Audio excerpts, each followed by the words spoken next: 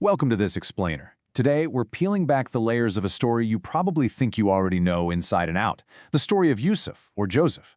But we aren't just going to look at this as some simple, ancient bedtime story. Not at all.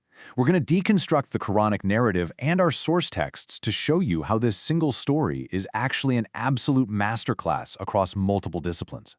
It's honestly fascinating how a narrative that's been told for thousands of years holds these incredibly sophisticated structural secrets, things that modern professionals are literally just now codifying. We usually read this as a moral tale, right? You know, a story about patience, betrayal, and ultimate vindication. But seriously, take a step back and ask yourself, how exactly did an ancient prisoner, someone completely stripped of his freedom, his family, and his resources, manage to save an entire nation and all the surrounding regions from total economic collapse? When you break down the logistics, it is a staggering achievement. It's essentially the ultimate turnaround story that puts a lot of modern crisis management to shame. So here is our agenda for today. 1. A familiar story with hidden dimensions. 2. Yusuf, the first economist.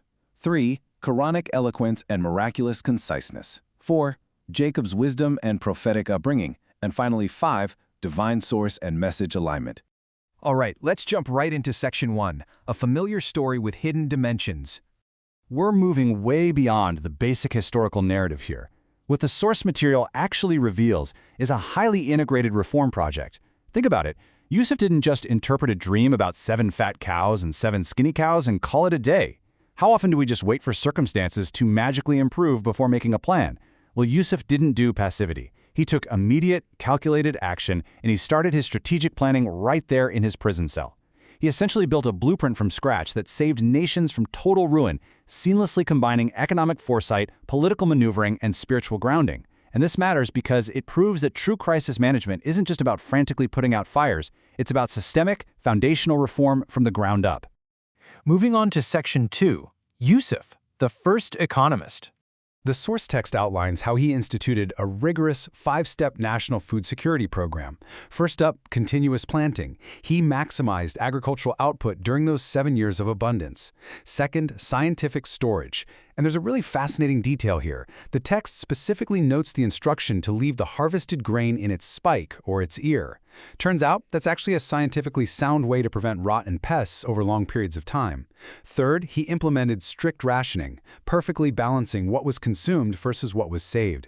Fourth, creating a sustainable surplus to trigger economic recovery later. And finally, step 5, human resource management.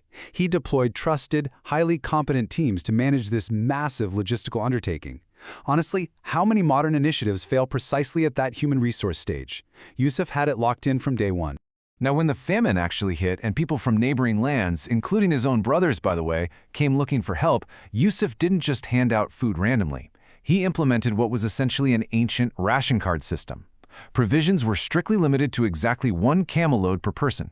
So yeah, even in the ancient world, you couldn't escape strict bureaucracy. But jokes aside, this was incredibly vital. Because every single person got a precise ration, it meant the wealthy couldn't hoard food and the poor wouldn't starve. It was a system of perfectly balanced equity during a time of severe, wildly unpredictable crisis.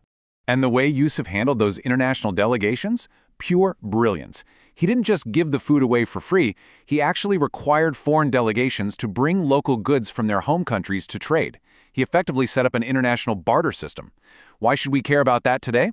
Well, during a severe famine or economic crisis, economies stagnate, right? Unemployment just skyrockets.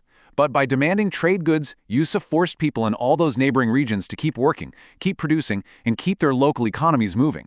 He literally used Egypt's surplus to wipe out regional unemployment. It is a stunning piece of macroeconomic stimulation that a lot of modern governments could probably learn a thing or two from. Let's shift gears to Section 3, Quranic eloquence and miraculous conciseness. I want you to listen to the pregnant pauses in the narrative detailing how Yusuf was pulled from the well. The source material points out what the text deliberately doesn't state every single action. It says the travelers came, they sent their water drawer, he let down his bucket, and then suddenly, boom. Oh, good news, here is a boy. All those connecting actions, like the bucket going down, the boy grabbing the rope, the heavy physical pulling up, they're completely omitted.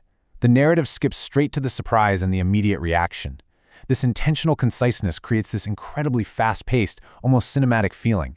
It drops you right into the shock of the moment without bogging you down in unnecessary mechanical details.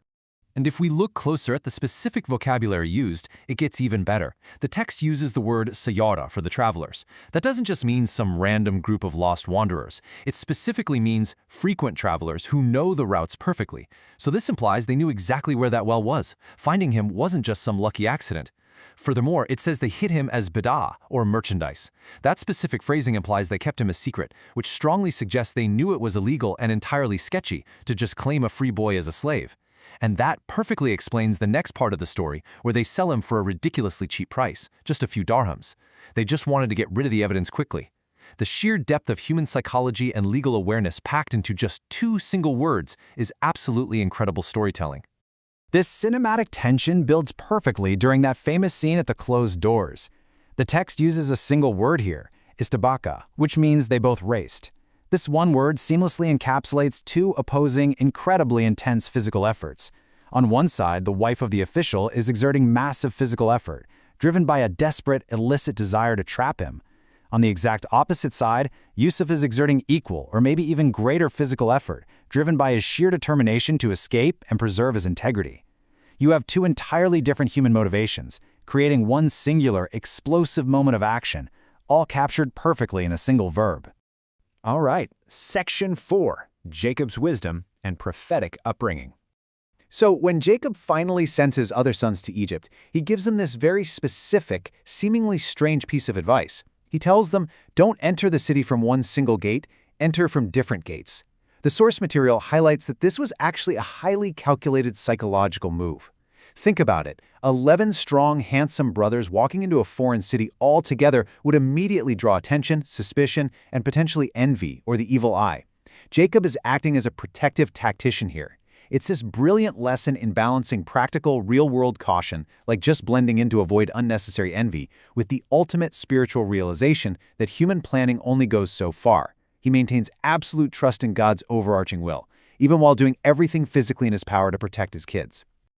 There's also this crucial moment of emotional intelligence that happens super early in the story. When young Yusuf tells his father about his dream, Jacob warns him not to tell his brothers because he fears they'll plot against him. But listen closely to how he phrases it. He doesn't say, "Your brothers are evil and they hate you." No, he says, "Indeed, Satan is to man a manifest enemy." By blaming the external force of Satan rather than the innate nature of the brothers, Jacob masterfully prevents a seed of permanent, irreconcilable hatred from taking root in Yusuf's heart. He essentially leaves the psychological door open for that beautiful, incredibly difficult forgiveness that happens decades later. That is cognitive framing and masterful parenting that anyone navigating family conflict today can deeply appreciate.